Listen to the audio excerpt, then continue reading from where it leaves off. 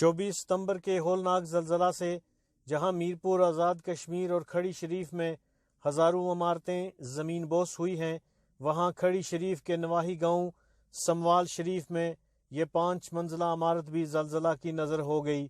اس building کے مالک راجہ راشد کا کہنا ہے کہ اس عمارت پر تقریباً 4 کروڑ روپے لاگت آئی تھی، جو چند لمحوں میں زلزلہ کی نظر ہو گئی۔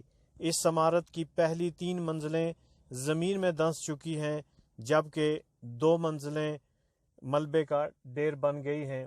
راجہ راشد کا کہنا ہے کہ جہاں عمارت کے تباہ ہونے کا بے حد افسوس ہے، وہاں اللہ تعالیٰ کا شکر ادا کرتے ہیں کہ کوئی جانی نقصان نہیں ہوا۔ راجہ راشد اور دیگر لوگوں نے حکومت پر شدید تنقید کرتے ہوئے کہا کہ ابھی تک یہاں اس گاؤں میں کوئی حکومتی اہلکار نہیں آیا جو نقصانات کا اندازہ لگا سکے۔ ہمارا حکومت سے مطالبہ ہے کہ ہمیں معاوضہ جات دیے جائیں۔